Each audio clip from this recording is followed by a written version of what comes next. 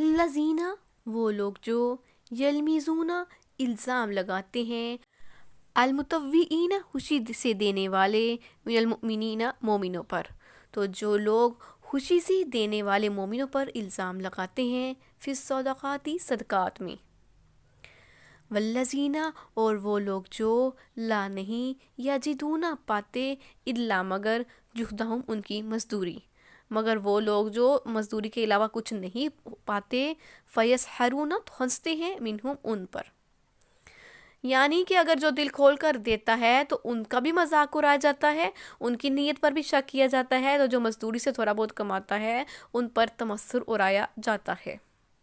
ساخر اللہ ہنستا ہے اللہ تعالیٰ منہم ان پر، وَلَهُمْ اور ان کے لیے عذاب عذاب ہے، علیم دردناک اور ان کے لیے دردناک عذاب ہے۔ اگر کوئی مزدور اپنی مالی کمزوری کی وجہ سے تھوڑا بہت دے تو اس پر بھی ناک چڑھاتے ہیں کہ اتنی حقیر چیز کا اللہ بھوکا تھا۔ تو جب صدقات دینے کی آیت اترتی تو صحابہ اپنے صدقات لیے حاضر ہوتے تھے، تو ایک صاحب نے دل کھول کر بہت بڑی رقم دی تو اسے منافقوں نے ریاکار کا خطاب دیا، اور ایک شخص مسکین تھا، غریب تھا، ایک سا اناج لایا تو انہیں کہا کہ اس کے صدقے کی اللہ کو کیا ضرورت تھی۔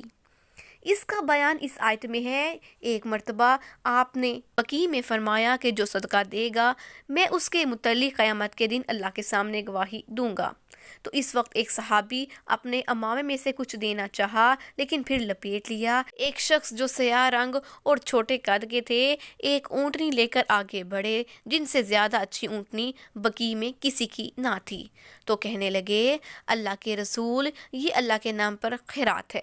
آپ صلی اللہ علیہ وآلہ وسلم نے فرمایا بہت اچھا۔ اس نے کہا لیجئے سنبھال لیجئے۔ اس پر کسی نے کہا اس سے تو اونٹنی ہی اچھی ہے۔ آپ نے سنا اور فرمایا تو جھوٹا ہے، یہ تجھ سے اور اس سے 3 گنا اچھا ہے۔ افسوس سینکڑوں اونٹ رکھنے والے تجھ جیسوں پر افسوس، 3 مرتبہ یہی فرمایا۔ پھر فرمایا مگر وہ جو اپنے مال کو اس طرح کرے اور ہاتھ بھر کر آپ نے اپنے ہاتھوں سے دائیں بائیں اشارہ کیا، یعنی اللہ کی راہ میں ہر نیک کام میں خرچ کرے۔ پھر فرمایا انہوں نے فلاح پالی جو کم مال والے اور زیادہ عبادت والے ہیں۔ حضرت عبد الرحمن بن عوف 40 اوقیہ چاندی لائے اور ایک غریب انصاری 1 سا اناج لائے۔ تو منافقوں نے ایک کو ریاکار بتایا، دوسرے کے صدقے کو حقیر کہہ دیا۔ تو ایک مرتبہ آپ کے حکم سے لوگوں نے مال ہیرات دیا اور جمع کرنا شروع کیا، تو ایک شخص 1 سا کھجور لے کر آئے اور کہنے لگے حضور صلی اللہ علیہ وآلہ وسلم میرے پاس کھجوروں کے 2 سا تھے، ایک میں نے اپنے اور اپنے بچوں کے لیے رکھ لی اور ایک لے آیا۔ آپ نے اسے بھی جمع شدہ مال میں ڈال دینے کو فرمایا، تو اس پر ایک منافق کہنے لگا کہ اللہ اور اس کے رسول صلی اللہ علیہ وآلہ وسلم تو اس کے صدقے سے بے نیاز ہیں۔ حضرت عبد الرحمن بن عوف نے کہا میرے پاس 100 اوقیہ سونا ہے، میں سب صدقہ کرتا ہوں۔ حضرت عمر نے فرمایا ہوش میں بھی ہے؟ آپ نے فرمایا ہاں ہوش میں ہوں۔ فرمایا پھر کیا کر رہا ہے؟ آپ نے فرمایا سنو میرے پاس 8000 ہیں، جن میں سے 4000 تو میں اللہ کو قرض دے رہا ہوں اور 4000 اپنے لیے رکھتا ہوں۔ حضور صلی اللہ علیہ وآلہ وسلم نے فرمایا اللہ تعالیٰ تجھے برکت دے جو تو نے رکھ لیا اور جو تو نے خرچ کر دیا۔ وہ منافق ان پر باتیں بنانے لگے کہ لوگوں کو اپنی سخاوت دکھانے کے لیے اتنی بڑی رقم دے رہے ہیں، تو اللہ تعالیٰ نے یہ آیت نازل اتاری کہ بڑی رقم اور چھوٹی رقم دینے والوں کی سچائی اور ان منافقوں کا منافق پن بھی ظاہر کر دیا۔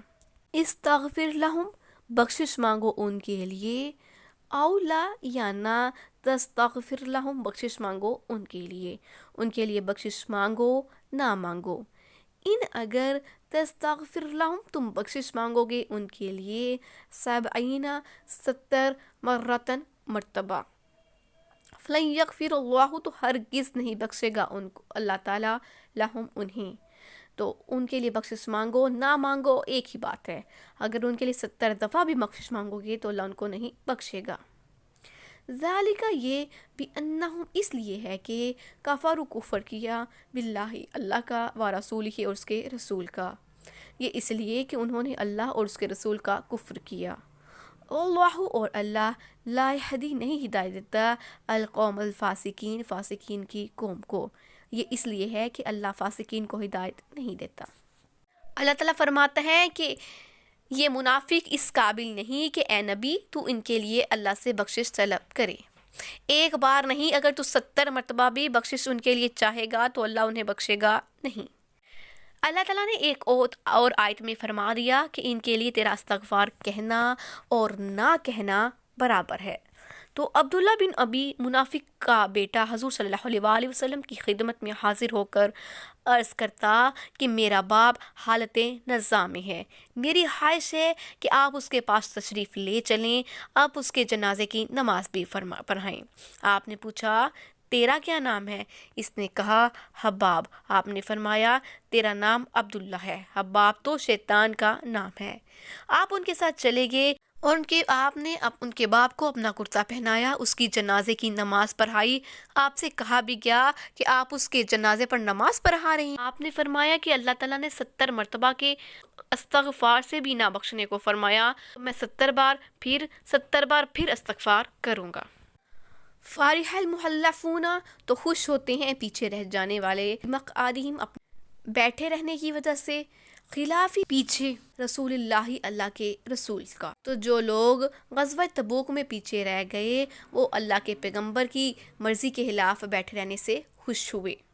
وَقَارِحُ اور ناخوش ہوئے، اَيُّجَاهِدُ یہ کہ وہ جہاد کرے، بِأَمْوَالِهِمْ اپنے اموال کے ذریعے، وَأَنفُسِهِمْ اور اپنی جانوں کے ذریعے، فی سبیل اللہ اللہ کی راہ میں۔ وقالو اور کہنے لگے لا تنفروا مت نکلو فی الحر گرمی میں، اور کہنے لگے کہ گرمی میں مت نکلنا۔ قل کہہ دیجئے نارو آگ جہنم جہنم کی، اشدو زیادہ شدید ہے، حرن اس گرمی سے، لو کاش کانو ہوتے وہ، یفقہون سمجھتے، کاش وہ سمجھتے ہوتے۔ تو جو لوگ غزوہ تبوک میں حضور صلی اللہ علیہ وآلہ وسلم کے ساتھ نہیں گئے تھے اور گھروں میں بیٹھنے پر اکڑ رہے تھے، جنہیں اللہ کی راہ میں جان و مال سے جہاد کرنا مشکل لگتا تھا، وہ ایک دوسرے کے کان پڑنے لگے کہ اس گرمی میں کہاں نکلو گے؟ ایک طرف تو پھل پکے ہوئے ہیں، سائے بڑے ہوئے ہیں، اور دوسری طرف لو جو ہے وہ چل رہی ہے۔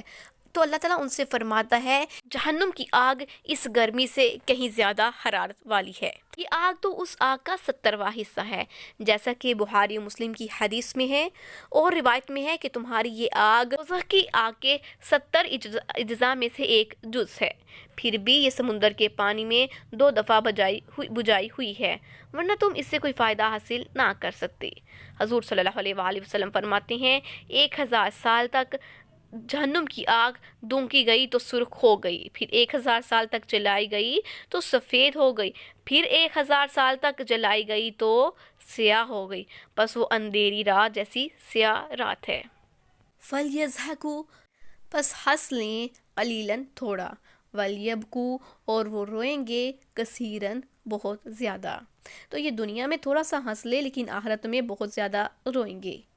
جزاء بدلہ ہے، بما اس کا جو کانو یکسبون جو کہ وہ کرتے رہے ہیں، تو یہ ان کے اعمال کا بدلہ ہے۔ اللہ تعالیٰ اس آیت میں منافقوں کو ڈرا رہے ہیں کہ تھوڑی سی زندگی میں تو جتنا چاہے ہنس لے، لیکن اس آنے والی زندگی میں ان کے لیے تو رونا ہی ہے جو کبھی ختم نہ ہوگا۔ حضور صلی اللہ علیہ وآلہ وسلم کا فرمان ہے کہ لوگوں رو، اور رونا نہ آئے تو زبردستی رو، جہنمی روئیں گے یہاں تک کہ ان کے رخساروں پر نہروں جیسے گڑھے پڑ جائیں گے، لیکن آنسو ختم ہی نہ ہوں گے۔ اب آنکھیں خون برسانے لگیں گی، ان کی آنکھوں سے اس قدر آنسو اور خون بہا ہوگا کہ اگر کوئی اس میں کشتیاں چلانی چاہے تو چلا سکتا ہے۔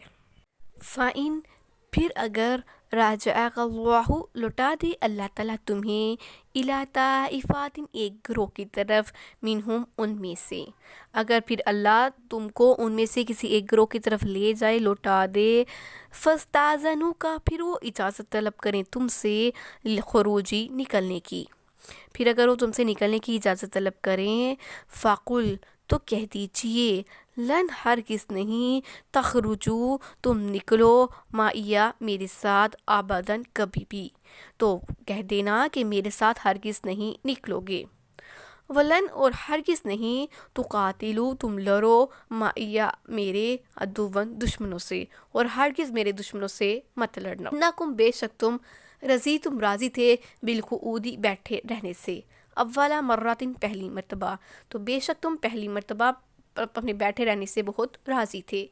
فقعودو پھر بیٹھے رہو، مع الحالفین پیچھے رہنے والوں کے ساتھ۔ تو پہلی دفعہ تو تم راضی تھے نا اپنے بیٹھنے پر، تو اب بھی بیٹھے رہو پیچھے رہنے والوں کے ساتھ۔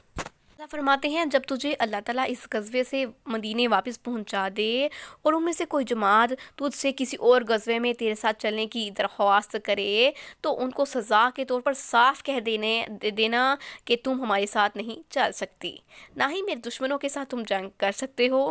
تو جب تم موقع پر دگا دے گئے ہو اور پہلی مرتبہ بیٹھے رہے تھے تو اب چلنے کی کیا بات؟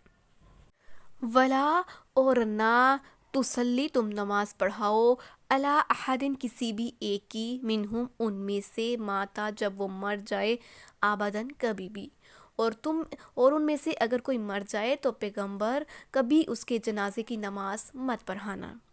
ولا اور نہ تقم تم کھڑے رہنا علی قبری ہی اس کی قبر پر، اور اس کی قبر پر بھی نہ کھڑے رہنا۔